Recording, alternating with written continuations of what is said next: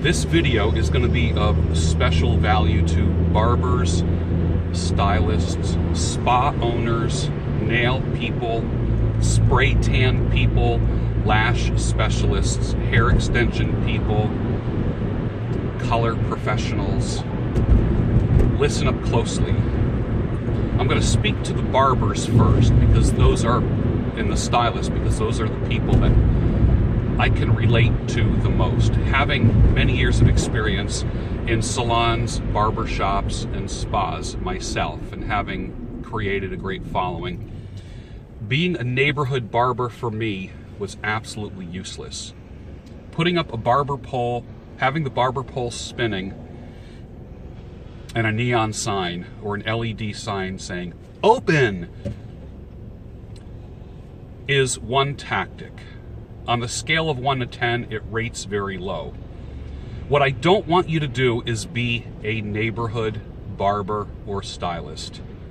I want you to be a cyberhood barber and stylist. That means that the people that you reach out to are out here in cyberland, not your neighborhood. People open up shops and they think by spinning a barber pole, putting the lights on, flipping the sign around that says "Open," that people are just going to flock to you. When people don't flock to you, then you think, okay, I'm going to go hand out flyers and door hangers and just do a 1 mile radius and hand things out and go to malls and put things on people's windshields. That right there has about a 20% chance of working.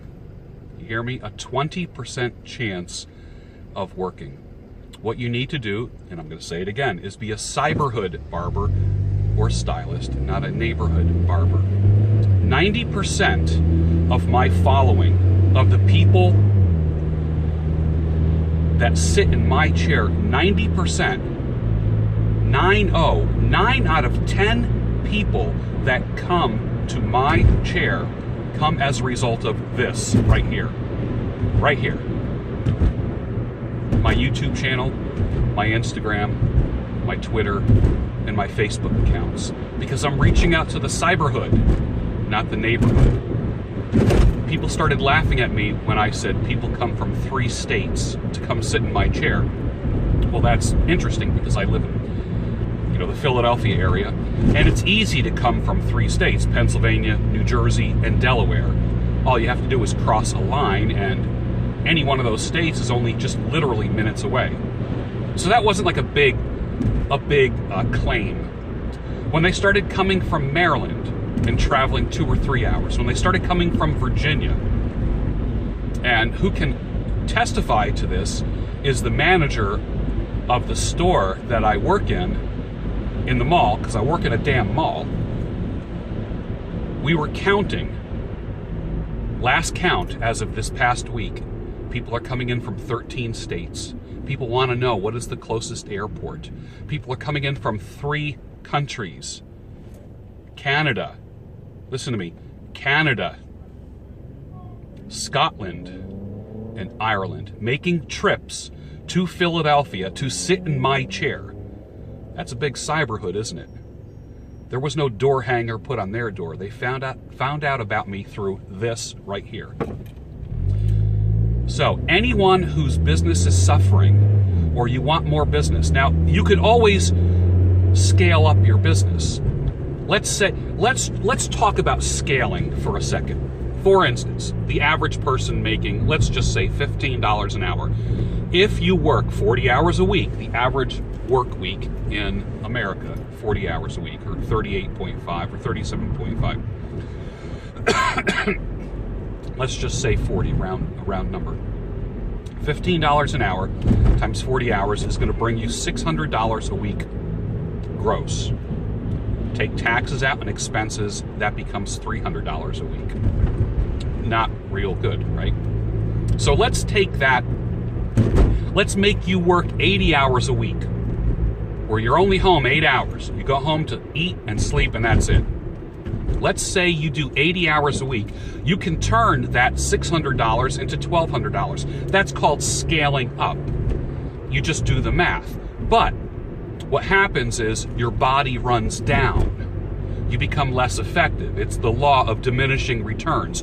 Doing more doesn't always mean making more, and what happens is your health fails. Then you start suffering from sleep deprivation. When you have to deal with issues, you have to go to court, you have to go to the doctor, you got to go to a parent-teacher meeting, then all of a sudden you start realizing that you are a pay-for-play, a trade money for service person, that you are a jukebox, that when the music stops playing, when the money stops getting put in, the music stops playing. You become a jukebox, and that's a hard way to make a living. Well, you can make a living, you can survive, you can pay bills, but you can't do it for very long. The key is to become in demand, and that's being in demand is, I learned this from Dan Kennedy years ago. If you don't know Dan Kennedy and Jay Abraham, you need to study them. The two men that influenced my life more than any other people other than Jesus Christ. Honestly, I'm just being real for a second about me, and I'm not preaching to anybody. The two mortal men that changed my life more than any others are Dan Kennedy and Jay Abraham. And I'll never forget both of them talking about this at one time back in the 80s and 90s. I'll never forget this. Listen up. Your marketing method needs to be about positioning, not prospecting. Not going out and looking for customers and clients. The return on that type of action is very small. If you establish yourself as an expert in your industry, people will seek you out. That's called positioning. Prospecting is going out and looking for clientele. And if you don't have sales skills, can't draw people in, if you can't close the sale, get people to sign on the dotted line, then prospecting is a waste. It's frustrating, it's depressing, you'll get discouraged and you'll quit, which is what I did so many times. You can't even imagine how many times I quit. I am seeing a street blocked off on my way to work. What's going on here? Oh, it's police that pulled somebody over, or there's an accident or something. Pardon me. I got diverted for a second there. And I thought I was going to have to take another way to work. And there's not a lot of alternatives for me. All right, let me continue this now. What's interesting is you want to position yourself as an expert in your field. You do that through showing a problem, the solution you provided, and then the outcome. PSO times 3. Problem, solution, outcome. So your videos should be like if you did like a marketing video. Let it be how you encountered get 3 different cases, 3 different people, the problems they had, the solution you provided, and the outcome. In my sales training, I learned this. In most sales training, they're going to tell you, always preach about the features and the benefits of your service and of your product. I take it one step further. I talk about the impact, the outcome of that. What is the outcome? It's not just losing weight, feel better. What is the impact of losing weight and feeling better? Okay, you've seen that all the time. Lose weight, feel better. What's the impact? You get more done. Your sleep is better.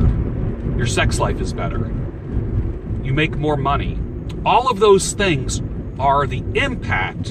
And what does that do? It makes your life richer. It makes you more focused, more positive. It shows up in your bank account.